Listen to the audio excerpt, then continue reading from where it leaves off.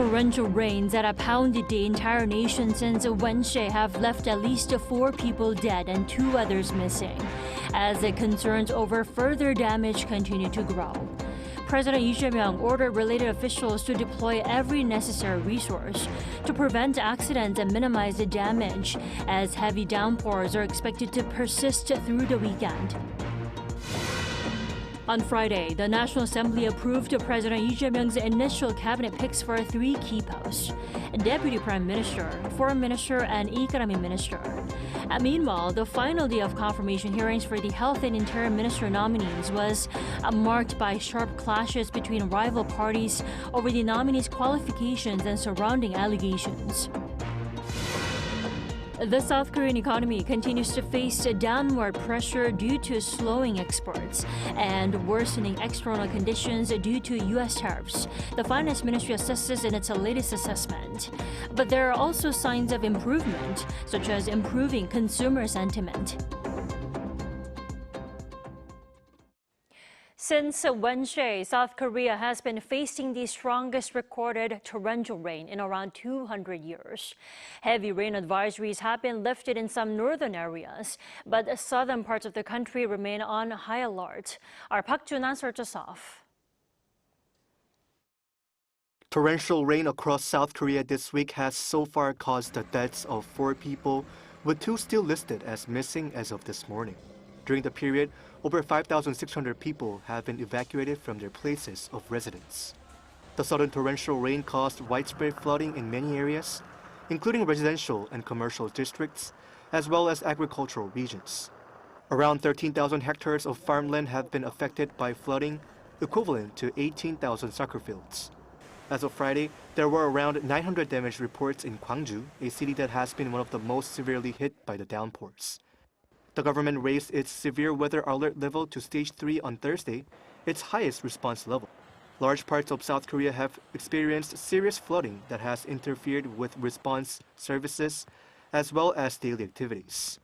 Roads, buildings, and farmland have been inundated, railroads blocked, and rivers and streams have overflowed their banks. Many schools were forced to cancel classes or adjust operating hours. The Korea Meteorological Administration lifted heavy rain warnings and advisories for Seoul, northern Gyeonggi-do, and Gangwon-do provinces as of 4 p.m. Friday. But despite this, southern regions of the country remain vulnerable, having already suffered significant damage and still facing the risk of further flooding. The heavy rainfall will continue until this weekend, especially in Chungcheongnam-do province and southern regions. Heavy rain will continue through tomorrow, with up to 50 millimeters per hour expected tonight and tomorrow morning. Some areas could see up to 200 millimeters, with southern regions possibly experiencing up to 300 millimeters. The government said it will continue to closely monitor weather conditions and take appropriate action where necessary. Park Jun-an, Arirang News. And to address the growing threats from heavy rains, South Korean President Lee Jae-myung canceled a scheduled town hall and instead convened an emergency response meeting. Our Presidential Office correspondent Song Yu-jin has the details. Disasters may be inevitable, but their damage, South Korean President Lee Jae-myung says, can be reduced with thorough preparation. That was the key message from the president on Friday as he convened an emergency meeting in response to the heavy rains. 국가의 제1의 책무는 국민의 생명과 안전을 지키는 일입니다. 좀 과하다 싶을 정도로 피해 예방과 사고 예방을 위해서 필요한 자원들을 충분히 배치해야 되겠습니다. With downpours battering the country for days and already claiming several lives, President Lee postponed a scheduled town hall in the southeastern city of Busan and instead visited the National Disaster and Safety Status Control Center in Seoul. Emphasizing preemptive action, he instructed the Korea Meteorological Administration to issue timely alerts tailored to each region. 취약 지역인 또 취약 국민들인 반지하 또는 독거 주민들 그리고 범람이나 산사태, 또 붕괴, 함몰 우려가 있는 지역들에 대해서 철저하게 사전 대비를 해야 되겠습니다. The president also urged local governments to stay in full emergency mode and carry out post-disaster support and recovery efforts without delay. He then received updates on damage assessments and response measures from the Ministry of the Interior and Safety and local authorities. President Lee spoke to the mayor of Ulsan in detail about why the road wasn't fully closed off, despite prior warnings from residents before the retaining wall collapsed. The collapse on Wednesday killed a man trapped in his vehicle. 송유진, Arirang News. Now in Parliament, the National Assembly today approved confirmation hearing reports for top economic and foreign policy cabinet positions. Our political correspondent Moon Hae-ryun reports. South Korea's National Assembly has approved confirmation hearing reports for 3 high-profile ministerial nominees, including the government's top economic and foreign policy positions. On Friday, lawmakers adopted reports for Koo Yoon-chol, chosen to serve as Deputy Prime Minister and the Minister of Economy and Finance, Cho Yeon, nominated for Foreign Minister, and Kim Jong-kwan, the pick for Trade Minister. The opposition People Power Party, which had initially vowed to withhold approval for the cabinet's nominees, ultimately agreed to move forward with those seen as essential to national policy. With less than 2 weeks left before the U.S. begins imposing reciprocal tariffs, this is an urgent situation. We'll do our part to make sure the confirmation reports for the finance, foreign, and trade ministers are adopted quickly so they can get to work on the tariff negotiations right away. The new administration needs to complete its cabinet as soon as possible and focus fully on running the country. That's the only way we can not only help people recover from economic hardships, but also respond swiftly and effectively to disasters like the recent heavy rains. But not all nominees have been given the green light. Confirmation hearings continued on Friday for the administration's final batch of nominees for the week. Among them were Chung Eun-kyung, the nominee for Minister of Health and Welfare, and Yoon Ho-jung, up for Interior and Safety Minister. Chung, the former head of the Korea Disease Control and Prevention Agency, acknowledged challenges such as South Korea's aging population and outlined plans to push forward expanding healthcare benefits for children and the elderly. The ministry must double down on its core mission, strengthening the social security system and improving public health to ensure a basic standard of living for all citizens. Yoon, a 5-term sitting lawmaker, pledged to prioritize AI innovation and balance national development led by districts outside the capital region. Meanwhile, 2 more nominees for Land Minister and Culture Minister are still awaiting their confirmation hearings. The PPP also continues to hold firm against 2 other controversial picks, Lee Jin-suk for Education Minister and Kang Son-woo for Gender Equality Minister, citing allegations of academic misconduct and abuse of authority, respectively. As President Lee looks to finalize his first cabinet, the outcome of these final hearings and the political tensions around them could help shape the early direction of his administration. Moon Hae-ryun, Arirang News. South Korea, the U.S. and Japan have reaffirmed the need for a strong deterrence against North Korea. Vice Foreign Ministers Park Yoon-ju, Christopher Landau, and Takehiro Funakoshi held talks in Tokyo on Friday, marking 10 years since the deputy-level trilateral began. The 3 officials pledged to keep up coordinated pressure on Pyongyang while backing diplomatic efforts to reopen talks. They also pushed for deeper cooperation in economic and tech resilience, from AI to supply chains and critical minerals, as core initiatives to safeguard regional stability. The vice ministers lauded the launch of a new trilateral secretariat between their governments as a key measure to expand their 3-way cooperation. Concerns over downward pressure on the South Korean economy continue to linger, but the country's financial authorities note there are positive signs, such as improving consumer sentiment. Our correspondent Moon Ji-young explains.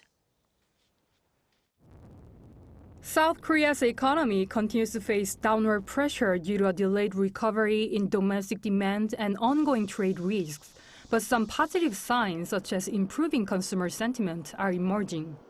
That's according to the latest Economic Green Book, a monthly economic assessment report released by the Finance Ministry on Friday.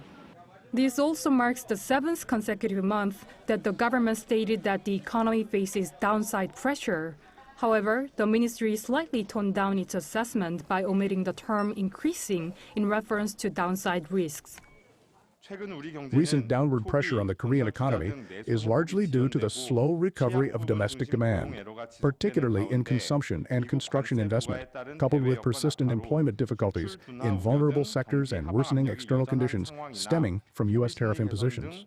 However, we're also starting to see some positive signs, like an improvement in consumer sentiment. He added that while downward factors previously dominated, both upward and downward factors are now coexisting. It seems the recent significant rise in stock prices and expectations for supplementary budget projects are positively influencing consumer sentiment. There's potential for these factors to continue to positively affect consumption in the future. Despite these positive signals, trade risks in exports remain a significant concern as the August 1st deadline for tariff negotiations approaches. The ministry analyzed that exports in June rose by 4.3% compared to the same month last year, largely attributed to improved semiconductor market conditions and pull-forward demand before the end of the pause on U.S. reciprocal tariffs. To boost economic and livelihood recovery, the ministry has pledged to swiftly execute a supplementary budget worth 31.8 trillion won, or around $23 billion. It also reaffirmed its efforts to ensure that the livelihood recovery consumption coupons, scheduled for distribution from July 21st, become a catalyst for revitalizing domestic demand, including consumption and local economies. To address trade risks, the government said it is committed to providing comprehensive support for Korean companies affected by U.S. tariff impositions. Moon Ji-young, Arirang News.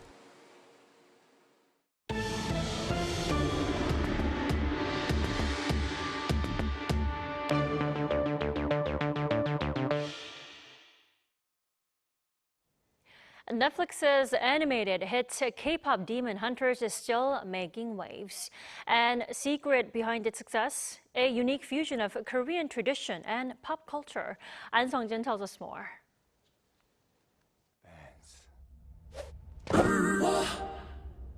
A demon boy band? K-pop, an animation combining to create a global sensation. The Netflix movie K-pop Demon Hunters, which tells the story of a K-pop girl group and their secret identities as demon hunters, topped charts in 41 countries within the first week of its release on June 20. Its original soundtrack album also dominated global music charts, ranking second on the Billboard 200 and 8 individual tracks topping a variety of other charts. But it's not only the visuals and music. The movie is made even more special by incorporating Korean tradition and culture, even embedding aspects of shamanism. Netflix has a lot of reach all over the world, so whoever did not know about the Korean culture before was introduced in some way or another. Also just like the K-pop part, it was a good way to combine something that's so mainstream these days and Korean culture. I think it was also a good way to educate people about Korean culture. And this explosive craze for the animated film has resulted in a sales boost for products, which bear a resemblance to characters and items that appear on screen. In fact, at the gift store at the National Museum of Korea, items including tiger and magpie badges and a pen featuring a gat, or traditional Korean hat, saw a huge uptick in sales. This seems to be an opportunity to share Korean traditional culture with global consumers through content. Hallyu at the moment is trending with a lot of interest, so we hope to further work on disseminating our culture through these products. The presence of such traditional icons play a true role in disseminating Korean culture beyond K-pop. Not only is it very well made, but it's the Korean elements that become interesting and refreshing for Western viewers. With their popularity, these films serve as culture ambassadors, often more effective than government campaigns. By blending Korean heritage with intriguing storytelling and catchy rhythms, K-pop Demon Hunters has turned into a trendsetter for global fans, fueling further interest in Korea's cultural icons. An Sung-jin, Arirang News. Now in K-pop news, a fresh new boy band debuted today, but they're truly one of a kind, with all of its members coming from outside of South Korea, including North Korea. Our Park Gon-woo has their story. Alone, they're just individuals with different verses, but together, they create a story, a song, and a universe.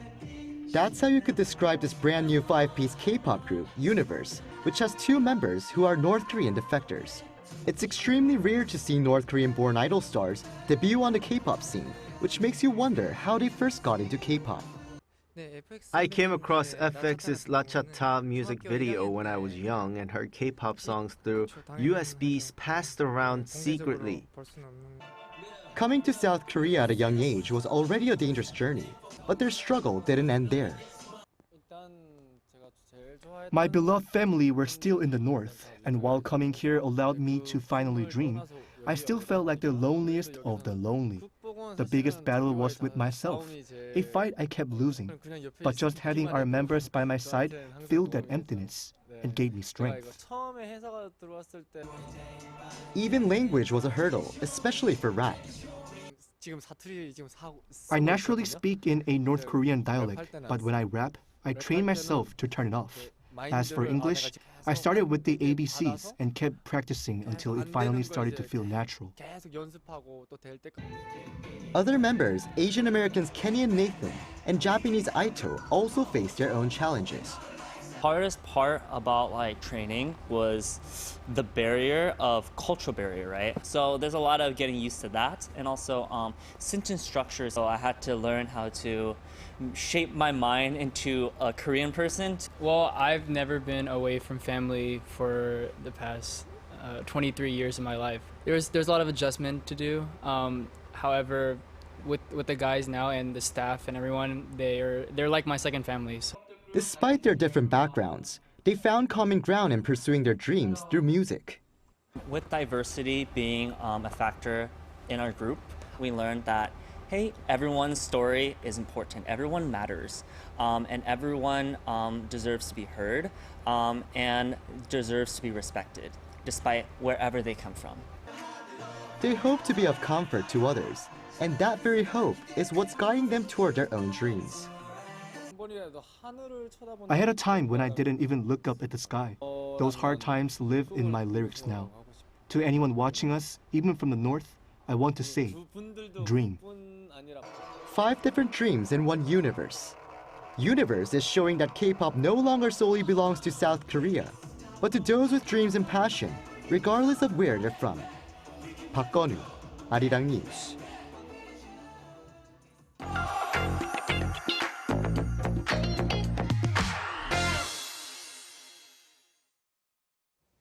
It's Friday, which means it's a time for arts and culture. We turn to our culture correspondent, Choi Soo-hyung, here in the studio. Good evening, Soo-hyung. Thank you for having me here, Dami. So what do you have for us tonight?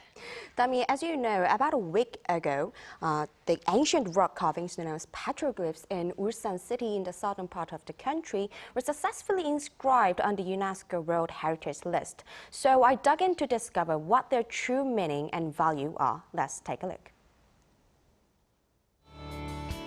Petroglyphs along the Pangucheon stream in Ulsan became South Korea's 70th entry on the UNESCO World Heritage List.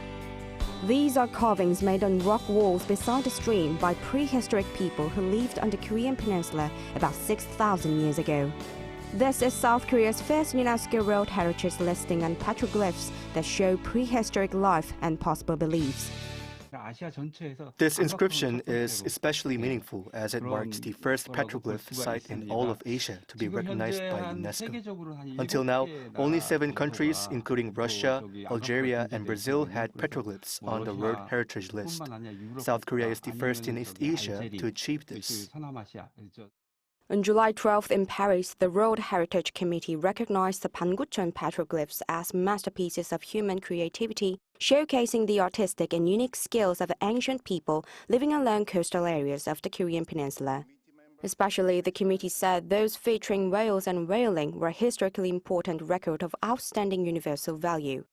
Whale inscriptions are extremely rare worldwide. These petroglyphs uniquely show not only different whale species, but also detailed hunting methods. With little written record from prehistoric times, the Pangucheon petroglyphs provide invaluable insight into the lives and creativity of early humans. Following its addition to the UNESCO tentative list in 2010, the full listing has finally come to fruition after 15 years. Notably, it is the second prehistoric heritage site in Korea to gain World Heritage status after the dolmen in Ganghwa in the country's western region. Due to its location near a stream and risk of flooding, the World Heritage Committee recommended reporting progress on flood prevention measures and formally involving local communities in site management. The Korea Heritage Service also made special efforts to ensure their preservation, contributing to the successful listing. To be listed as a World Heritage Site, its value must be clearly identified and well preserved through strong management plans. All efforts need to meet UNESCO standards. We prepared thoroughly in these areas, which led to its successful listing. South Korea has 13 sites on the UNESCO tentative list, including the second phase of tidal flats, Seoul's old city walls, and Busan's wartime heritage are under review. Excellent. But Soo-hyung, I do have to say, enlisting a site to the UNESCO list doesn't happen overnight, right? Tell us about the efforts made to have the Pangucheon petroglyph sites added to the UNESCO World Heritage List. Yes, Professor Yi also mentioned that the government support was important, but also local community has a main key role, played a main key role. Yeah, due to flood and sunlight damage risk, it took decades after the 1970s discovery to reach the tentative list in 2010. There were many efforts to reduce the risk of damage, including building a dam, setting up research centers, along with private-public cooperation. The local community played a major role in inscribing the Pangucheon petroglyphs. There was much debate over building a dam and how to preserve the site. In the end, citizen groups, local government, and community members worked together to achieve the World Heritage listing. As the World Heritage Committee also commented, inscription is not the end. It is a shared responsibility to continue preserving the site of universal value. I'm sure there is more than just Pangucheon petroglyph sites that deserve to be listed on the UNESCO World Heritage List. What other sites is South Korea preparing to, add more in the near future? Yes, currently we have 13 sites left on the tentative list. The Korea Heritage Service aims to inscribe the second phase of South Korea's idol flats, expanding the already listed UNESCO World Heritage Site covering Seocheon, Gochang, Sinan, Posong, and Suncheon in the west coast of the country. By adding the tidal flats of Seosan, Muan, Goheung, and Yeosu, the KHS said submitting them to the list will better cover the habitats and migratory routes of waterbirds. In addition, Seoul's old city walls that once encircled Hanyang, an old name for the capital predating Seoul, and Busan's wartime heritage from the Korean War are under review. Absolutely beautiful sites that deserve to be on the list. And Soo-hyung, one more good news. I heard South Korea will be hosting the next year's World Heritage Sites Committee. Tell us more. Yeah, that's right, Dami. On July 15, during this year's Heritage Committee session in Paris, South Korea was selected as the next host country. While other Asian countries have hosted the committee in the past, this will be South Korea's first time since Japan last hosted in 1998. As a result, Korea will serve as the chair of the 48th World Heritage Committee in July next year, with the host city being Busan. Officials in Busan said the city was chosen for its proven ability to host large-scale events with strong infrastructure, security, and accommodation. Busan Metropolitan Government has announced plans to showcase the value of World Heritage through unique programs only Busan can offer. Absolutely. I'm sure you'll be down there in Busan next year around this time of the year to cover the report. Thank you for coming in tonight. My pleasure.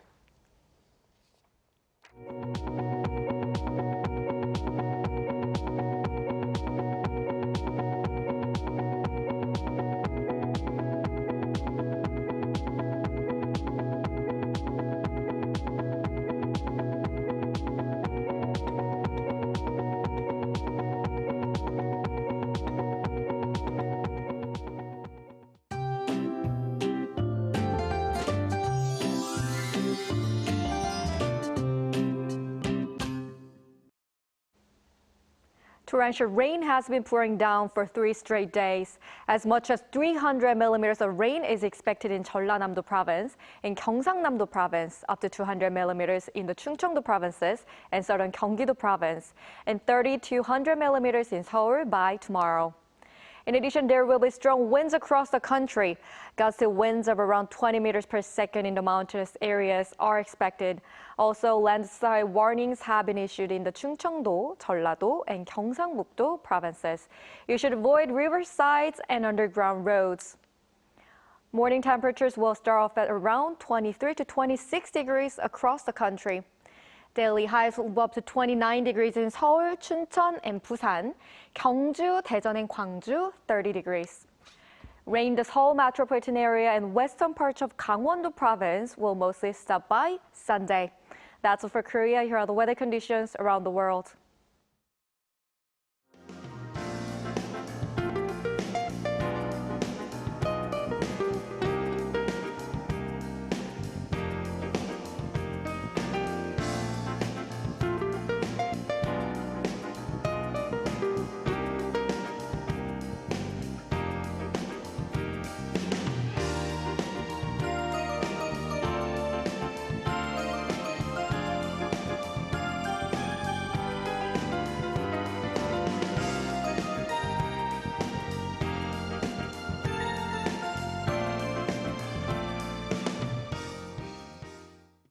That is all we have for tonight. I'm Kim Dami. For all of us here at Arirang, thanks for watching and good night.